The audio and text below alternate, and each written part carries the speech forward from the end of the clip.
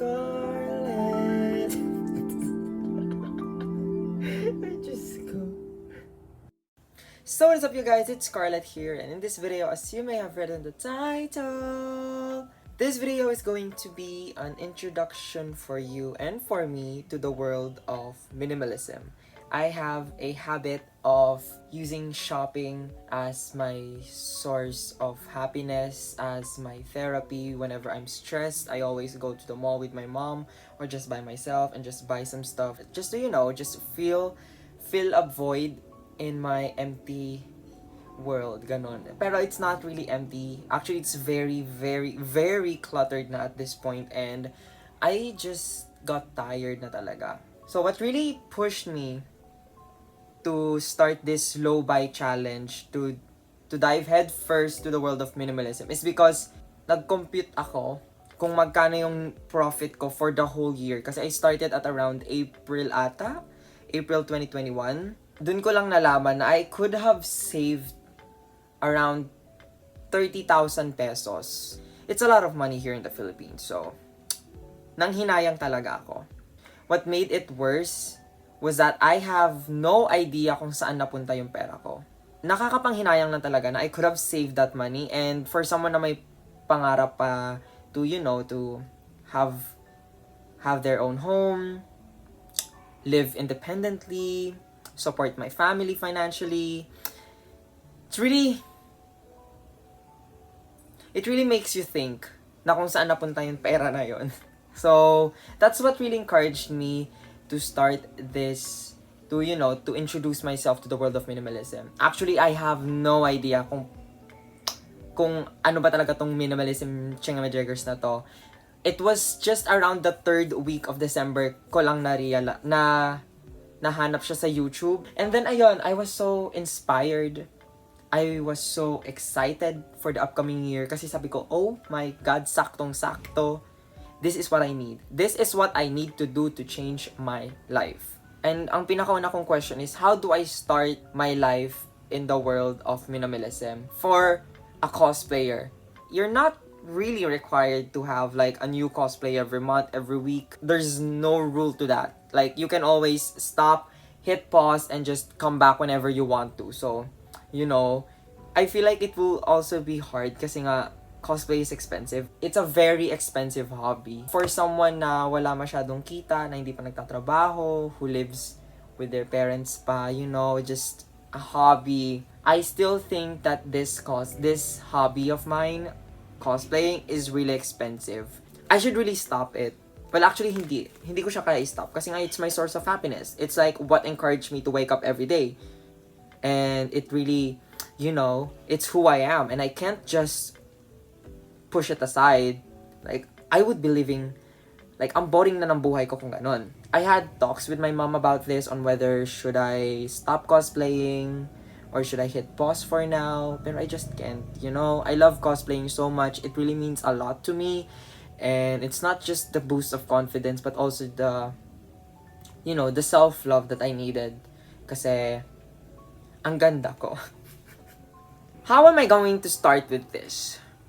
So basically, you're gonna start with this based on my perspective on everything that I've watched, everything that I've read, like mga blogs who are living in a minimal lifestyle. So basically, the way you introduce yourself to the world of minimalism is to start a low buy challenge. This is not the only way to enter the world of minimalism, but this is one of the ways to immerse yourself living minimally, hindi pa rin ako sigurado kung word pa yun. Pero ayun, the low buy challenge is basically babawasan mo ng yung gastusin mo and just, just appreciate everything that you have and not just look for something else. You let all these items enter your life, but you're not letting any items go, and that just makes you a hoarder. So we're gonna change that. I hope that this video will encourage you to, to start the year right and living minimally. So, ayun. If you wanted to search more about this topic, the world of minimalism, low buy challenge, no buy challenges, and all that, saving goals, all that stuff. Marami naman sa Google nun that would better explain how this stuff works. Pero yon. Pero basically, a no-buy challenge is something that will encourage you to buy less and appreciate what you have in your life. So, ayun. And sa no-buy challenge na to, there are rules and I have already made mine. Kasi ito yung mga major problems ko wherein lagi akong gumagastos, lagi akong nawawala ng self-control. This is why I made these rules for myself para makapag-ipon na. Like, starting from now. So, there's that. So, yun nga. So, first off, my main rule talaga na like, kailangan ko siyang tandaan is no impulse shopping. Pag malungkot ako, hindi ako pupunta ng malls, hindi ako pupunta ng online shops, hindi ako tatambay sa Shopee, hindi ako tatambay sa Lazada and all that. Hindi na. Wala na. Pag malungkot ako, maghahanap na lang ako ng ibang paraan para mapasaya yung sarili ko.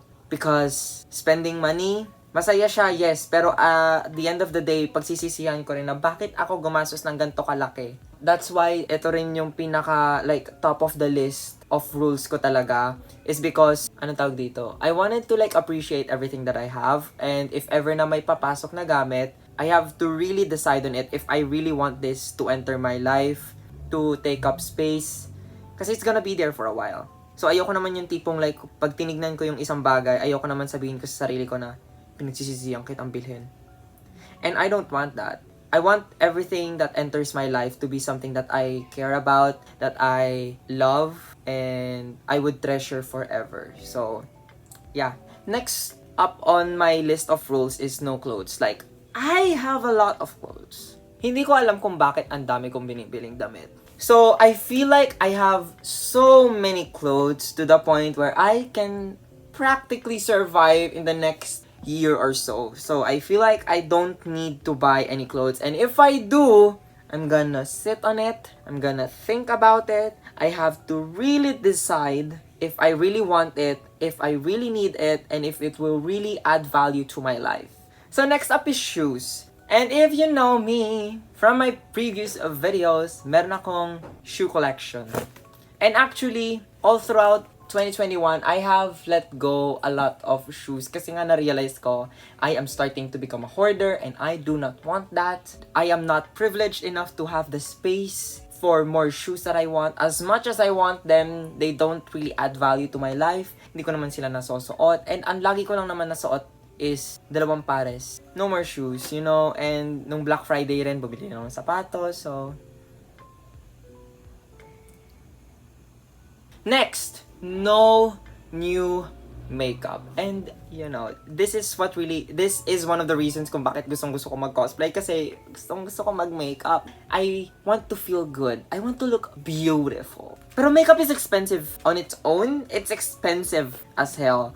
But yeah, no more makeup kasi nga I have a lot and I don't need a lot. But then I realized, ang tagal maubos ng makeup. So why do I have to hoard a lot of these stuff kung hindi ko pa nga ubos yung meron ako ngayon, tapos pa-expire na yung backup ko?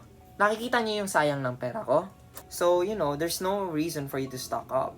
Kaya, the only time that I'll be allowed to buy new makeup is pag ubos na yung current ko.